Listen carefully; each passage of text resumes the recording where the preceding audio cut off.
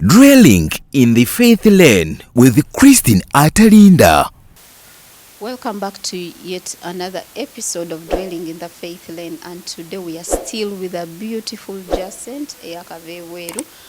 But today and right now, we saw what we saw in the morning, but right now we are going to discuss a very, very intense topic of which I want you to be very attentive.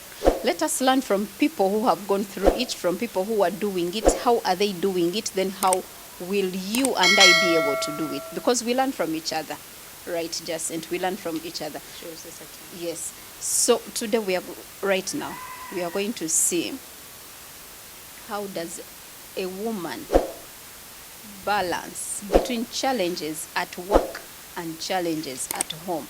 There is that tendency of these things overstretching women. No ulirango gwao. How have you been able to balance?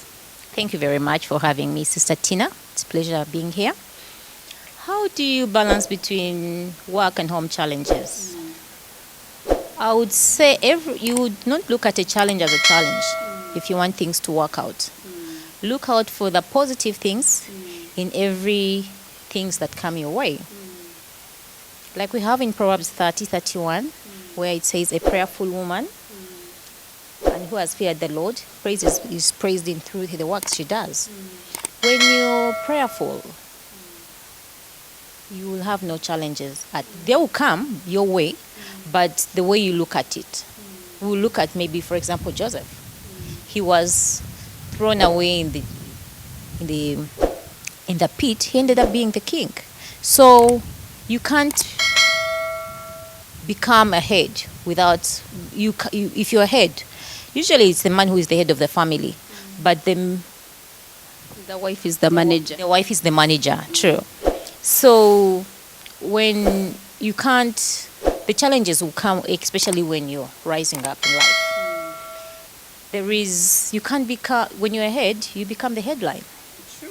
When you're on the top, you become the topic. Yeah. So they will never shoot at a ripe mango. They only shoot at ripe mangoes. The ripe ones. Yes. The purpose, you look for the ripe So ones. when you don't have such challenges that come your way, usually like the work politics and all, if they don't shoot at you, then you will know something must be wrong.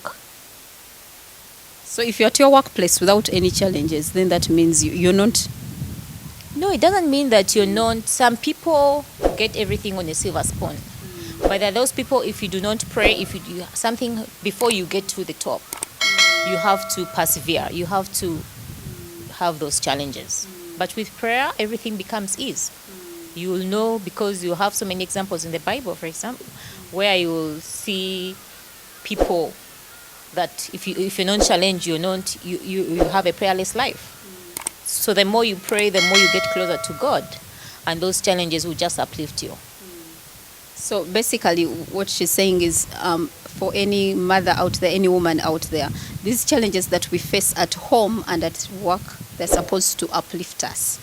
So how have you gone through these things with your experience, personal experience? How have you been able to go through? Dwelling in the Faith Lane with Christine Atalinda.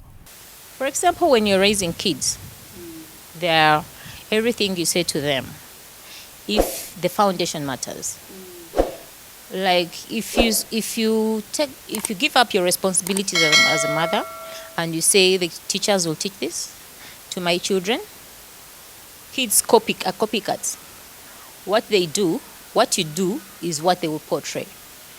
Because at school it's only history, maths that are taught. At home we learn the manners, how to greet, how to have courtesies, how to say thank you, how to apologize, how to pray, how to read the Bible. So that's basically when you raise God-fearing children, you will not have some of these challenges. They'll be God-fearing. They will know we have to be at church, we have to pray before we eat, we have to thank God for everything that we have. With that, a prayerful family is a strong family. So basically what you're saying is, for us to be able to go through these challenges as women, as someone who also wants to get into the same field, many of us are working, you're either employed, self-employed, or you're employed. But there are challenges, and then so for you to be able to prepare yourself to get properly into this next field, right now you're home or you're somewhere in your kafunda, in your kazigo, you're alone. But then there's a time where you're going to have a family, you have children, you have a man disturbing you this side, and then also the bosses and the work is also calling. So basically, the solution to that is prayer. Solution is prayer. With God, all things are possible. So, how do you juggle between work and home? For example, when you're home, you have to draw schedules the same way you do at work. You put a timetable? No, you don't have to put a timetable, but you'll know when we wake up, after we pray, we have breakfast, someone sets the table, someone cleans the dishes. No one is supposed to clean after you. You don't have to put marks in the bathroom that, clean up your mess. When someone grows up with that kind of attitude, it will be the same place, the same attitude they will display at their workplace. Dwelling in the faith lane with Christine Atalinda.